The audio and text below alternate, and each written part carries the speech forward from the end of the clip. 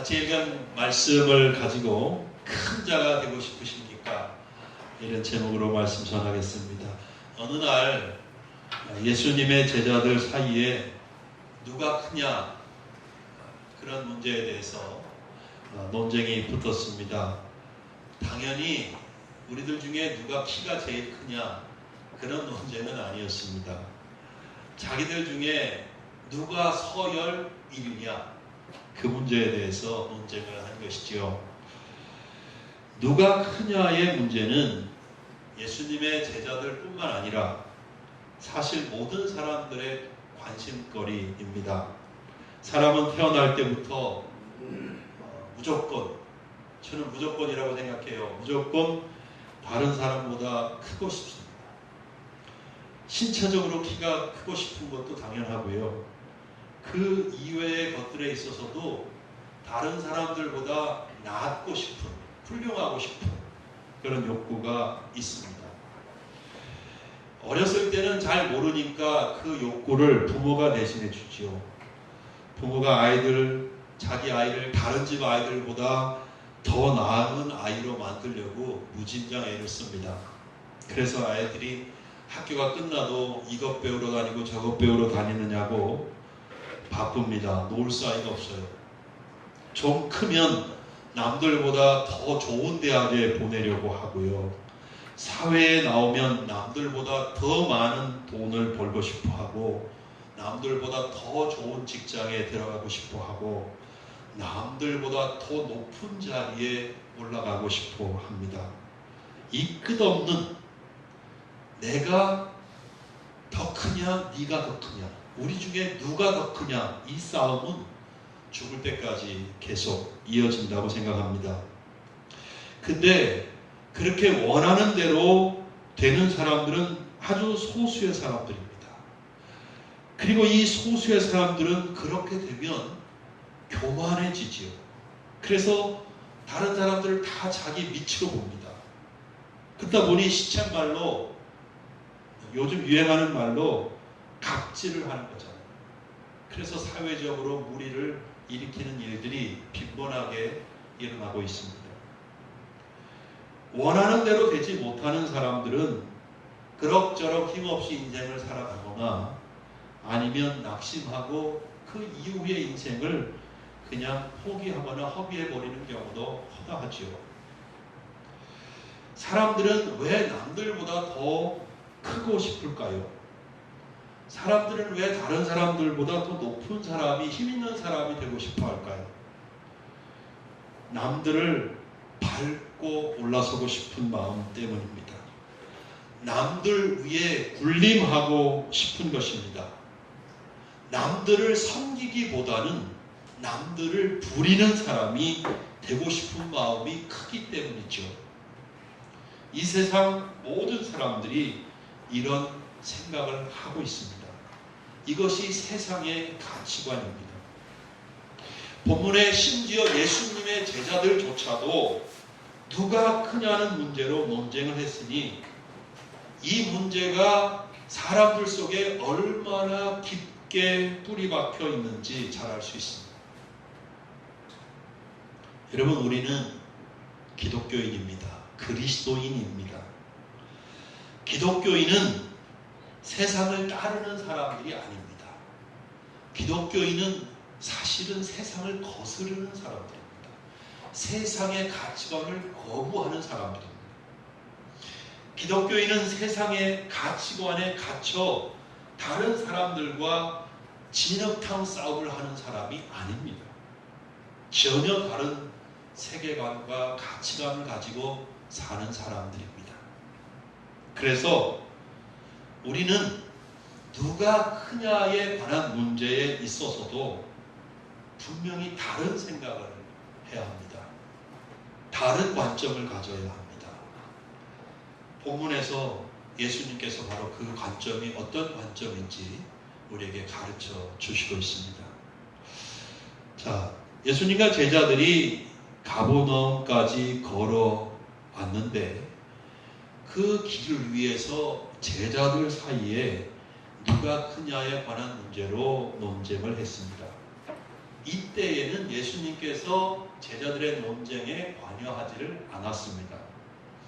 가버나움에 도착한 후에 예수님께서 제자들에게 물었습니다. 얘들아, 길에서 너희들이 무엇 때문에 그렇게 열띤 토론을 한 것이냐? 제자들이 누가 크냐에 관한 문제로, 누가 우리 중에 서열위냐 하는 문제를 가지고 논쟁을 했기 때문에 예수님에게 제대로 대답을 할 수가 없었습니다. 그래서 아무도 대답을 못하고 있습니다.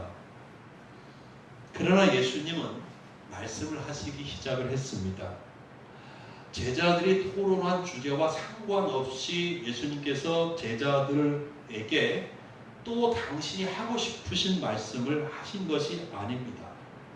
누가복음 9장 47절을 보면 예수님께서 제자들이 무엇 때문에 논쟁했는지 이미 마음속에 아셨다고 기록하고 있거든요. 그러니까 예수님은 제자들의 논쟁 주제였던 이 누가 크냐에 관한 문제에 대해서 말씀을 하시기 시작을 하신 것입니다. 예수님께서 첫 번째로 하신 말씀이 35절에 기록이 되어 있습니다. 같이 읽어볼까요? 시작. 누구든지 그거 붙어 있나요? 핵심만 적어서. 예, 읽어보겠습니다. 시작.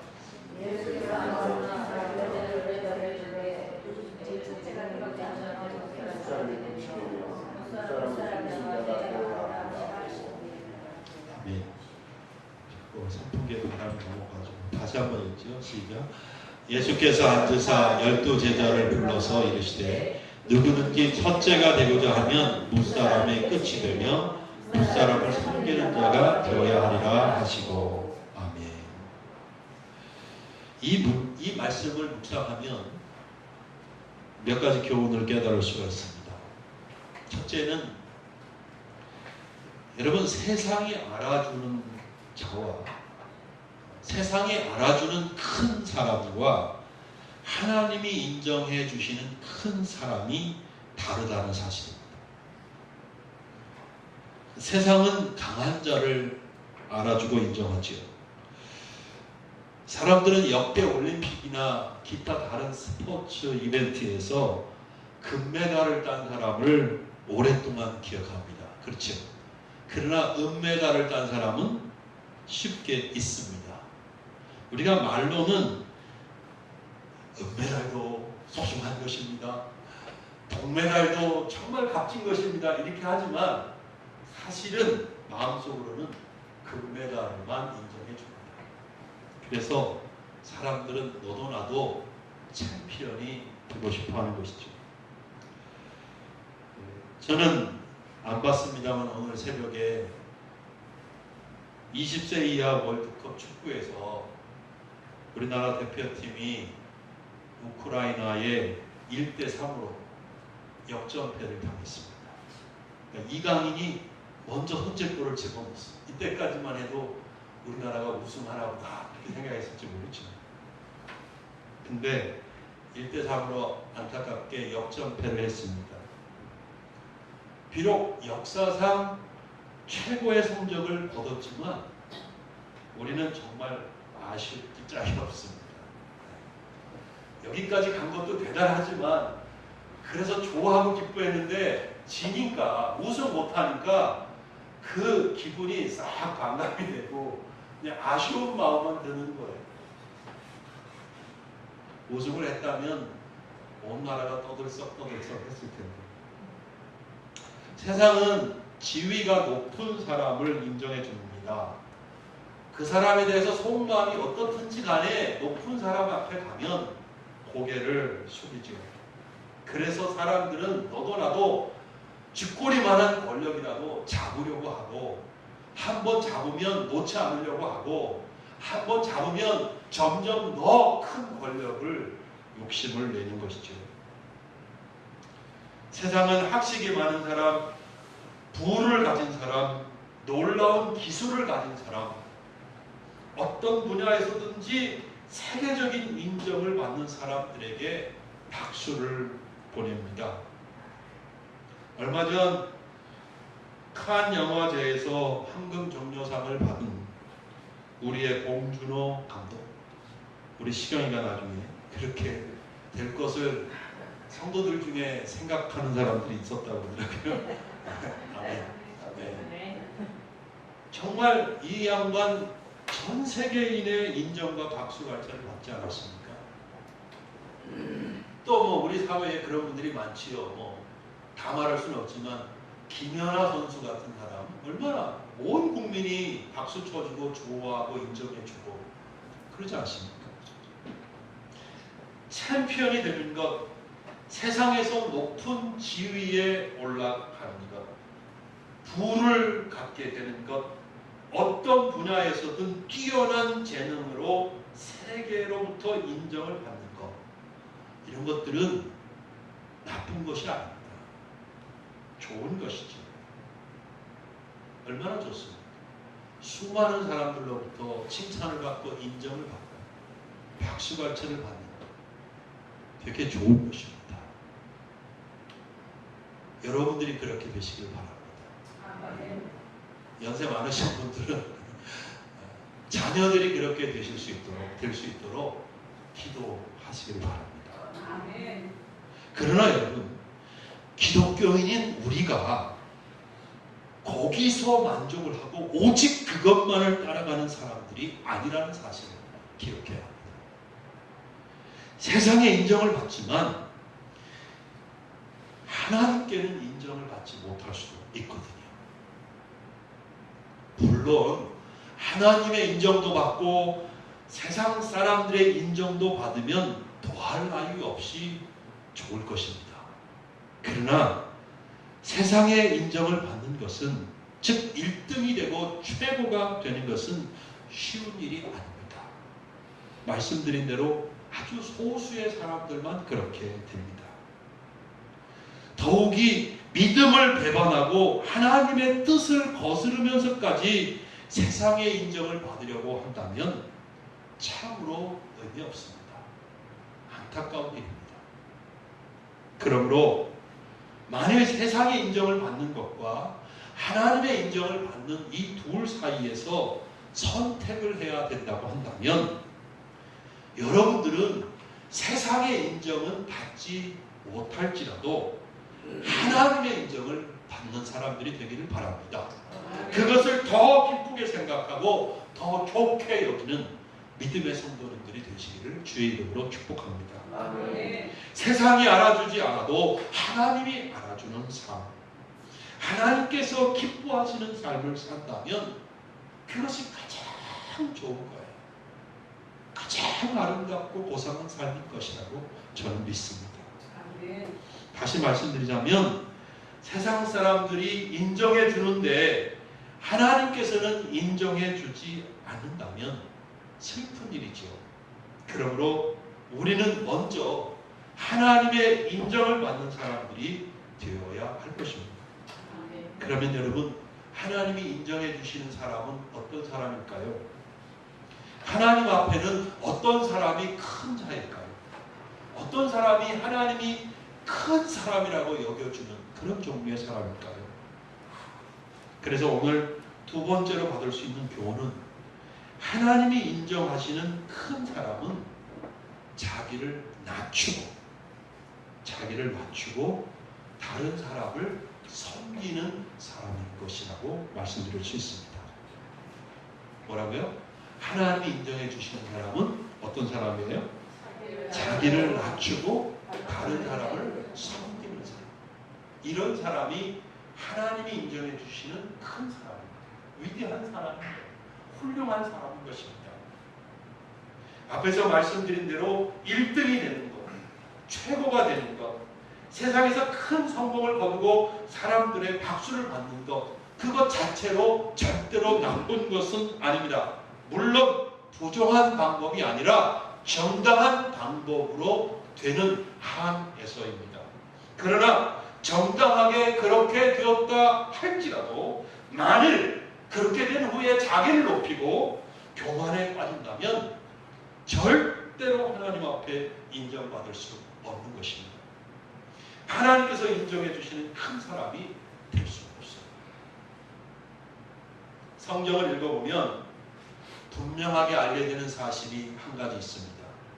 그것이 무엇이냐 하면 하나님은 교만을 가장 싫어하신다. 하나님은 교만을 가장 싫어하신다는 것입니다. 하나님은 교만한 사람을 절대 높여주시지 않습니다. 하나님은 교만한 사람이 절대 승리하게 하지 않습니다. 그래서 잠언서 기자는 교만은 패망의 선봉이라고 그랬어요. 왜 교만하면 패망할까요? 왜 패망의 선봉일까요? 하나님이 절대 승리하게 하지 않습니다. 하나님은 누구든지 교만하면 가차없이 내쳐버리십니다. 그리고 반대로 겸손한 사람, 자기를 낮추는 사람은 하나님이 높여주십니다. 아멘. 하나님께서는 겸손한 사람들에게 은혜를 언제나 베푸셨습니다. 솔로몬 왕이 잠언서 29장 23절에서 이것을 한마디로 정리했어요. 사람이 교만하면 낮아지게 되겠고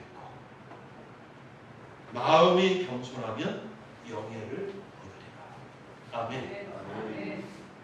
사람이 교만하면 낮아지게 되겠고 마음이 겸손하면 영예를 얻으리라. 아멘.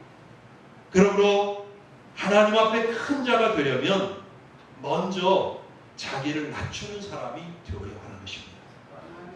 모든 것이 하나님의 은혜인 줄을 알고 하나님 앞에 감사를 드리고 겸손해야 하는 것입니다. 지난번에도 말씀드린 것처럼 다윗은 하나님께서 자기를 이스라엘의 왕으로 삼으신 것을 알았습니다. 그렇기 때문에 그는 하나님 앞에 겸손하고 언제나 하나님을 신실한 마음으로 섬겼어요. 하나님을 찬양했습니다. 그의 전 생애를 통해서 몇 번의 실수가 있기는 했지만 다윗은 40년 동안 이스라엘의 왕의 자리에 있으면서 언제나 신실하게 하나님을 섬겼고 하나님의 은혜를 구하는 겸손한 사람이었습니다. 그래서 하나님은 다윗의 아들 솔로몬이 왕이 되었을 때 그에게 이렇게 말씀하셨어요. 솔로몬아, 만일 너가 내 아버지 다윗처럼 내 앞에서 행한다고 한다면 내 왕위가 영원히 견고할 것이다. 그랬습니다. 근데 이게 쉽지가 않지. 그래서 솔로몬 왕도 나중에는 그 부귀와 영화를 부리고 그 세상의 모든 지혜와 지식을 다 가지고 있었으면서 나중에 하나님을 떠나지. 이방 여인들을 처첩으로 삼고요. 그 처첩으로 삼은 여인들의 섬기는 신, 그 신을 섬기라고 모든 처첩들에게 그들이 섬기는 신당을 만들어 주었던 것입니다. 하나님께서 솔로몬이 이런 짓을 하는 것을 기뻐하지 않았어요. 그래서 그의 아들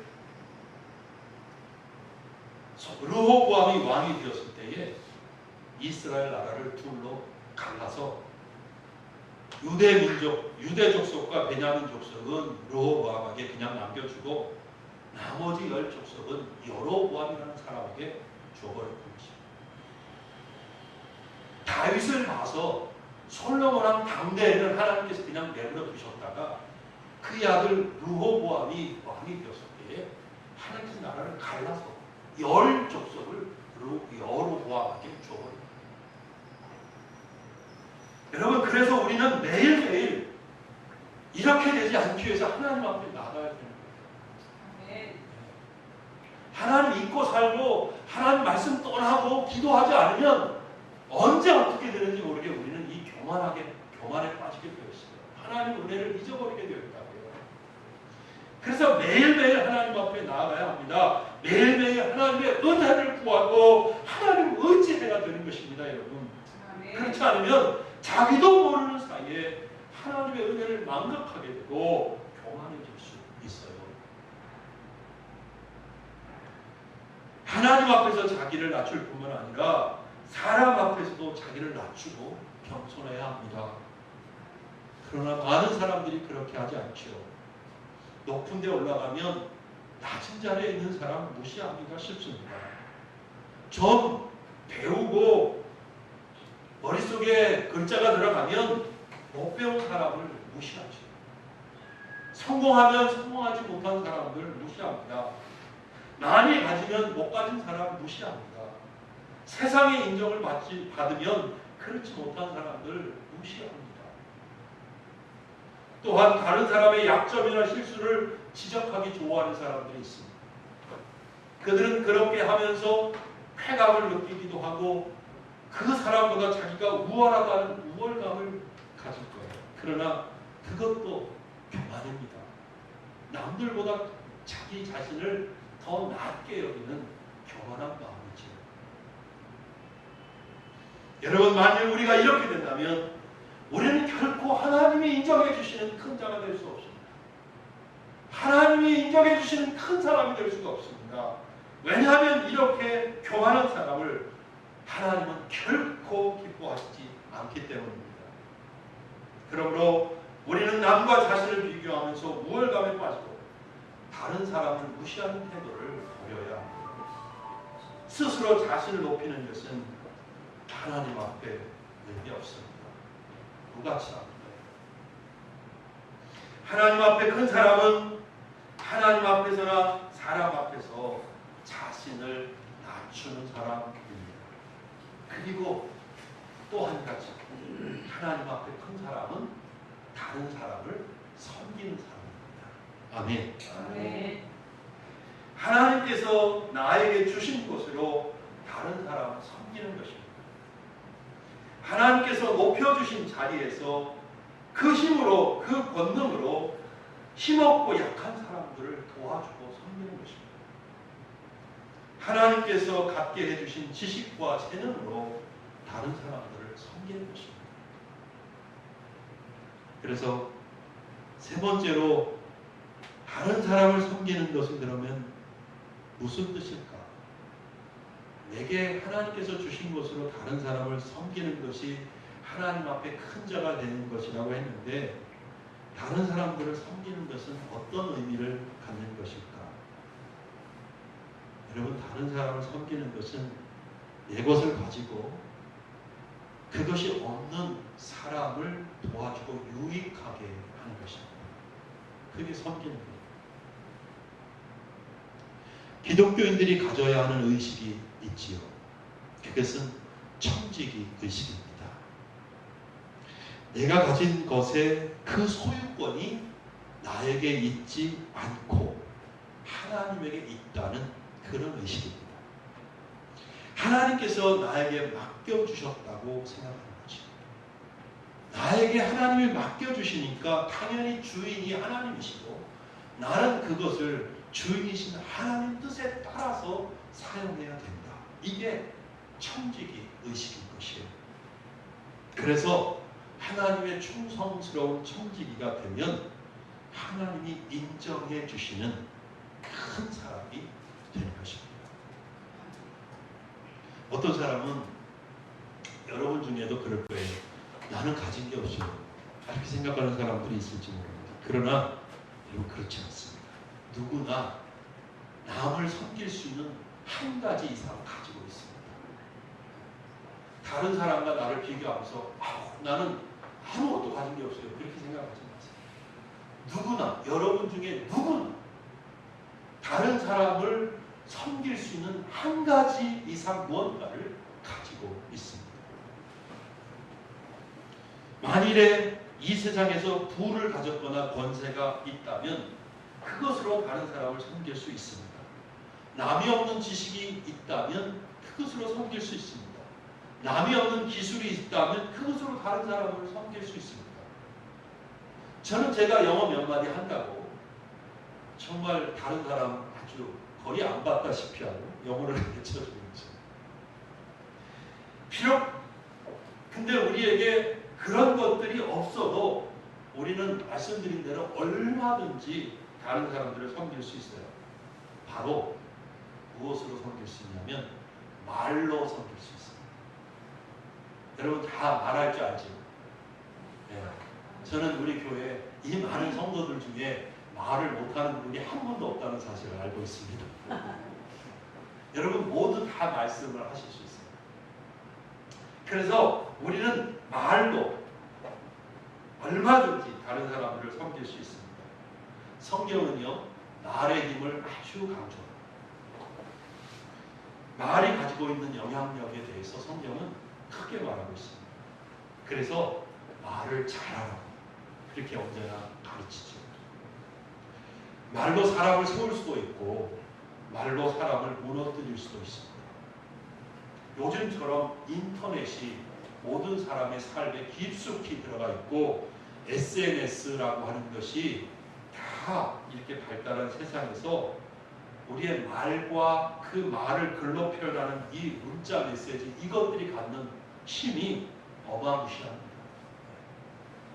말로 사람을 죽이기도 하고 말로 사람을 살릴 수도 있단 말이죠.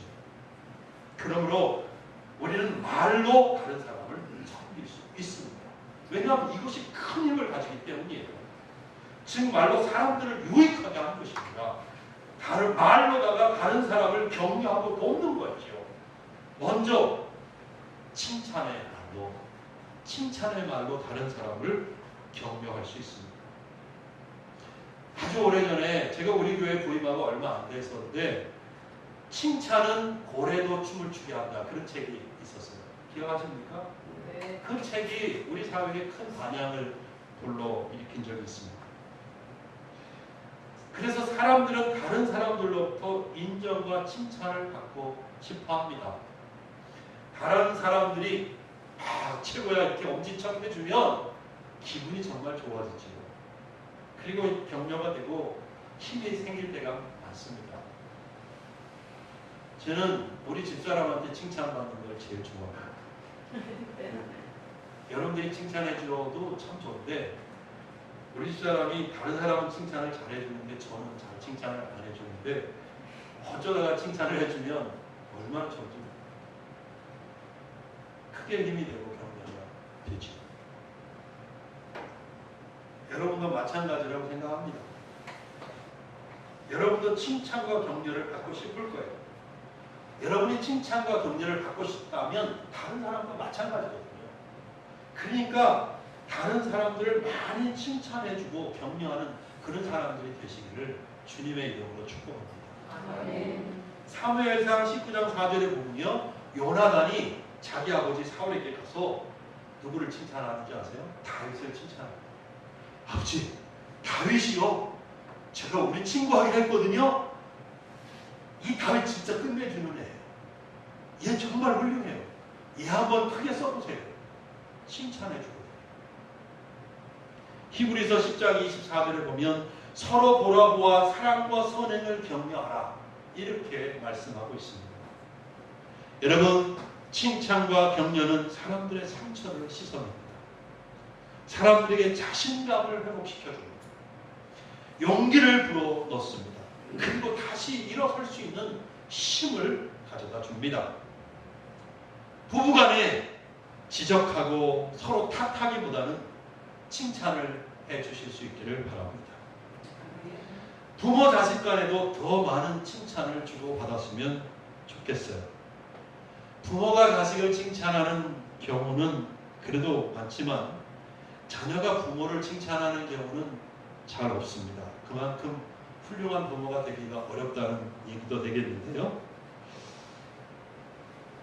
자녀가 부모를 칭찬하면 참 좋습니다. 얼마 전에 우리 주영이한테 제가 큰 칭찬을 들었었거든요. 그때 기분이 얼마나 좋았는지 몰라요.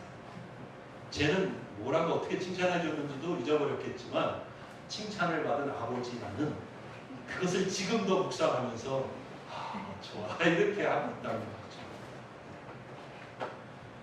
목사와 성도 간에 저와 여러분 간에 서로 칭찬해주면 얼마나 좋겠습니까? 그죠? 여러분이 직장에 가면 직장 동료 사이에 또 직장에서 선후배 사이에 칭찬이 오고 가면 얼마나 그 직장이 좋은 직장이 되겠습니까? 그러므로 우리가 먼저 다른 사람을 칭찬해주는 그런 사람들이 되었으면 좋겠습니다. 먼저 칭찬을 해주고 그래서 남을 섬기면 얼마나 좋겠습니까?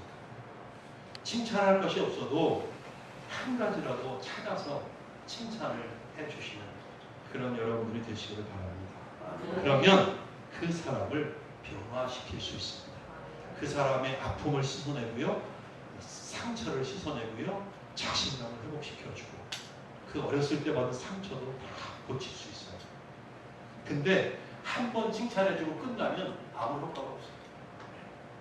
우리가 감기가 걸려서 병원에 가도 3일치 약을 주잖아요. 기본이잖아요. 똑같은 약을 적어도 3일 동안은 먹어야 낫는다 이거죠. 마음의 상처도, 마음의 이 위축된 거, 트라우마, 아픔 이런 것들도 한 번 칭찬 들어가고는 잘 치유가 안 되는 거예요. 그러니까 여러 번 해주셔야 돼요. 한 번으로 끝나면 또 듣는 사람이 그렇게 했다가 그 다음에 또 칭찬이 없으면 잊어버려요. 효과가 없습니다. 근데 칭찬을 똑같은 거를 계속 해주면 이 사람이 정말 진정으로 나를 칭찬해 주는구나 이렇게 알 수 있어요. 그래가지고 크게 용기를 갖고 힘을 얻을 수가 있고 그 칭찬이 효과가 나서 그 사람을 살린다는 거예요. 이것만큼 어마어마하게 다른 사람을 섬기는 게 어딨냐? 그렇지 않아요? 칭찬을 해서 남을 섬기고 그 사람을 살리고 여러분들도 하나님 앞에서 인정받는 큰 사람들이 되시기를 주의 이름으로 축원합니다. 말씀을 맺겠습니다. 하나님 앞에 여러분 큰 자가 되십시다. 하나님이 인정하시는 큰 사람이 됩시다. 하나님 앞에 큰 사람은 자기가 이룬 것과 가진 것을 가지고 교만하지 않고 도리어 자신을 낮추는 사람입니다. 그리고 자기가 가진 것으로 남을 섬기는 사람입니다. 자신이 가진 것으로 다른 사람을 유익하게 하시기 바랍니다. 넘어진 사람을 일으켜 세우고 젊은이들에게 꿈과 희망을 불어넣어주고 약한 사람들, 넘어진 사람들을 일으켜 세워주는 그런 우리가 되기를 진심으로 바랍니다. 그러면 하나님께서 기뻐하시고 여러분들을 인정해 주실 것입니다. 무엇보다도 우리는 말을 할 수 있습니다. 자기는 표현을 못한다고 하지 말고 적극적으로 다른 사람을 칭찬하고 격려해 보시기를 바랍니다. 여러분 주위에 여러분 가정에서부터 큰 변화가 일어나기 시작할 거예요. 그리고 나 또한, 나 자신 또한 하나님 앞에 큰 사람이 되는 것입니다. 하나님이 인정해 주시는 큰 사람이 되는 것입니다. 하나님 앞에 큰 사람들이 다 되시기를 주의 이름으로 축복합니다. 기도하겠습니다.